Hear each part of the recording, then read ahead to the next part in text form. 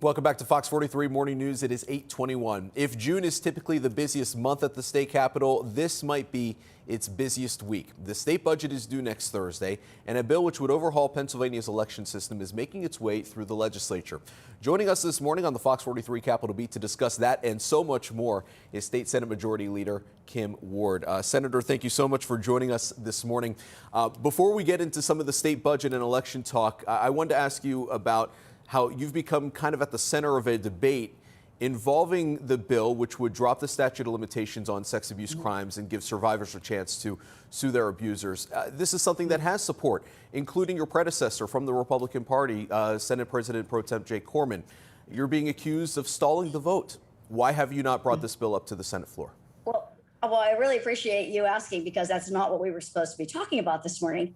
But I have constitutional concerns, and my predecessor has said publicly that he also has constitutional concerns. What happened to these victims is horrible, just unbelievably horrible. But our Constitution, our Pennsylvania Constitution, gives people that statute of limitations ran out. So if we go backwards, if we go back and say we're going to open a window for this particular issue because it's so egregious, then what stops others from coming forward and saying, well, I was hurt in a department store, I was hurt at work? And what stops, once you open that window, do we have a downstream flood of lawsuits? Will you bring it to the floor, or is that a no? Well, I'm not planning on bringing it up on the floor right now. No, I am not. In January, I wanted to ask you this because of everything that's being discussed with elections and whatnot. You signed a letter urging Congress not to certify election results. Is that a position you still hold 6 months later? Well, look, we had a lot of questions surrounding that election. It wasn't just so clear. And we still have questions surrounding that election. I mean, the things that happened here didn't need to happen here. We didn't need to have the workers in Philadelphia making people stay 100 feet away. Because what does that do? I'm not saying they were doing anything wrong there, but what that does is cause people to not have confidence in what happened. There were questions. So, well, it is what it is.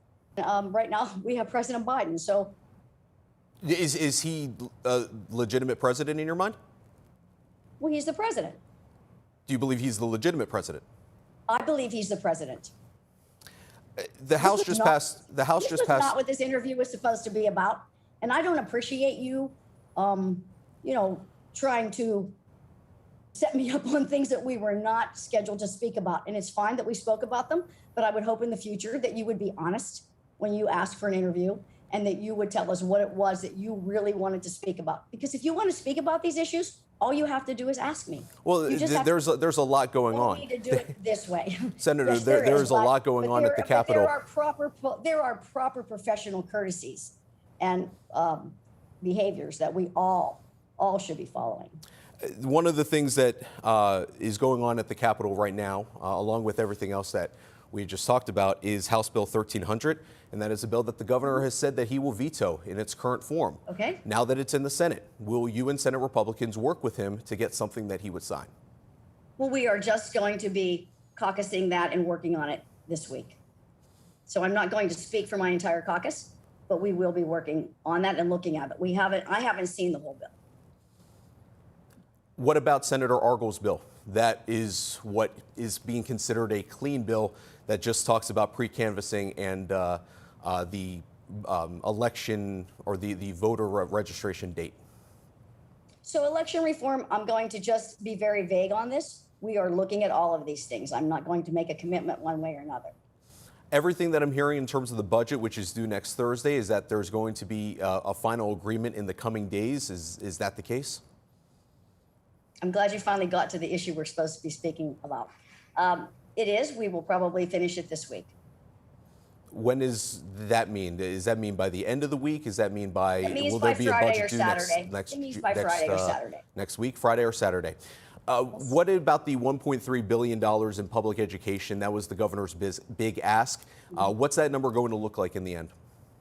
Well, we don't have final numbers yet, and we're still working, and we're not going to be putting that out in the public as we continue to negotiate numbers. And the big hangup also is the federal money, $7.3 billion from the American Rescue Plan.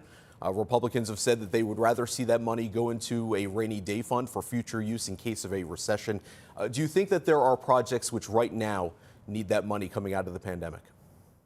That money will be, is not going all into the rainy day fund. We have plenty of spending to try to get our economy moving and back up 100%.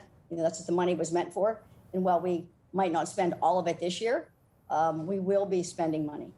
Senator Kim Ward, Senate Majority Leader Kim Ward, really do appreciate your time. Thank you. Bye-bye.